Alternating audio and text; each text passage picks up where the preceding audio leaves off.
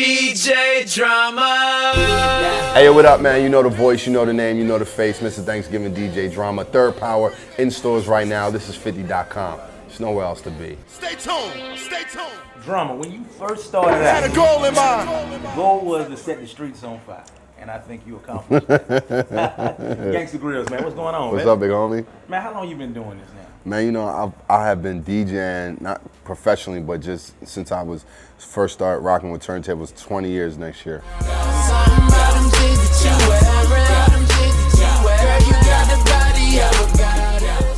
When you wasn't shit, Yeah. how much was you making? Nothing. I wasn't shit. My first party I ever did, I got $40. Made $40, had one crate of records. Then during the college days, I was probably making, me and my man DJ Sense was split $150. And we do like 4 to 5 hours, maybe 6 hours at one time. We split about $150. So, you know, I was doing okay for myself at the time. Now I'm around these bad bitches gripping, bitch niggas dissing. The clubs wasn't, you know, really crazy about what I was doing, so I figured I would just keep my mixtape hustle going. So even when I got out of school, you know, I would go back on Clark's campus and set up a little table and just hustle. I'd go to Georgia State and set up and really just go through all the colleges and kind of just, you know, I made reggae tapes, I made hip hop tapes, I made neo soul tapes. I had my Down South series, so I had a little bit of everything. And, you know, people used to come to the table and be like, you know, who's DJ Drama?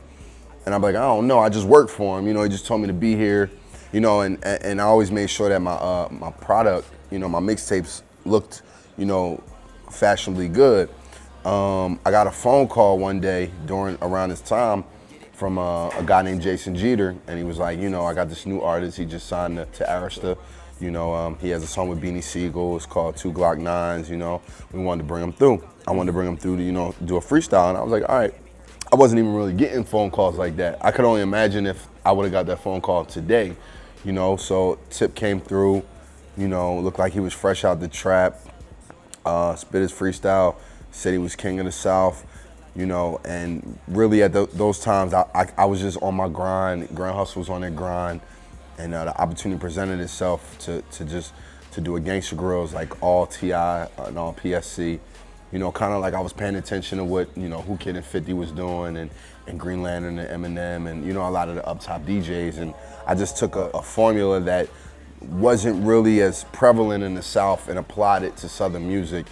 And it made sense even when people didn't think it would. DJ Drama. You first meeting T.I., man, Yeah. did you see the star potential?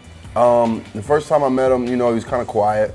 You know, he seemed like he was still finding his way in the industry, you know, meeting new people and things of that nature. But, you know, he definitely was a star early on. When it came to Atlanta between the years of 2000 and 2003, you know, Tip was definitely very well talked about. I heard the gangsta grillz and all the whole, you know what I'm saying, PSC thing. It was crazy in the streets. Y'all was everywhere. Africans was bootlegging y'all. Crazy.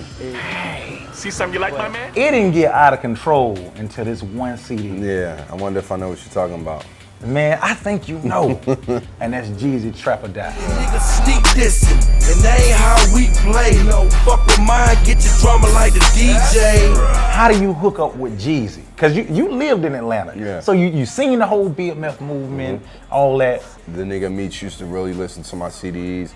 The buzz was just, you know, I remember hearing the feedback on it as it grew, and I'm talking about Streets is Watching. And so by the time we got to the Trap or Die, you know, the relationship between me and Jeezy was, you know, it was building, and you know, we realized that, you know, that was the first time for me that I had kind of broken artists on my tape. People knew Young Jeezy from Gangsta Grillz, so.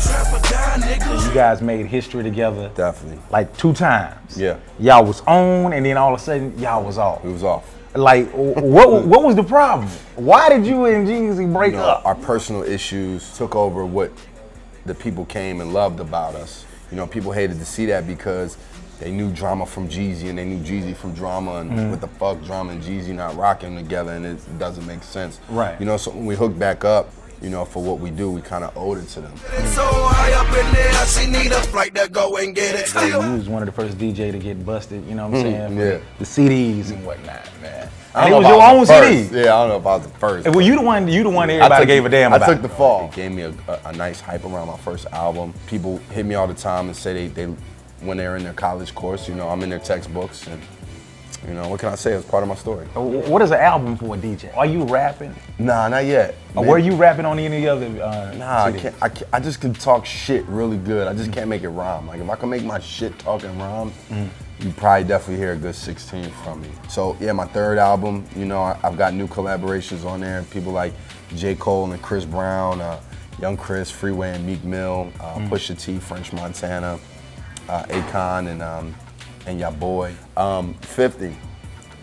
One song missing on the album. We'll talk about that later, man. You also got to deal with Ciroc, man, just before we get out. Yeah. Making it That real red berry official. right here.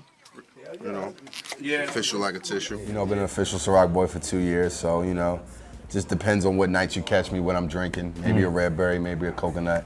You know, we got the new peach flavor going, so the ladies seem to like that one. So you know, when I go to clubs around the country, you know, I not only DJ, but I also play bartender. So is there anything you want to say to the people, man, before you get out of here? Hey man, you know, it's been a pleasure. This is 50.com, you know, this is the home team. This is family all day, every day. Just can't say you real or something you got to be. We over and we out. Hey, do I have something in my eye? Y'all go to commercial.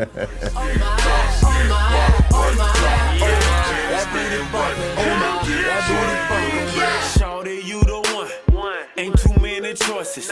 Louis on my feet, cost me 10 pair of Air Forces. When you mention me, know my girls are really gorgeous.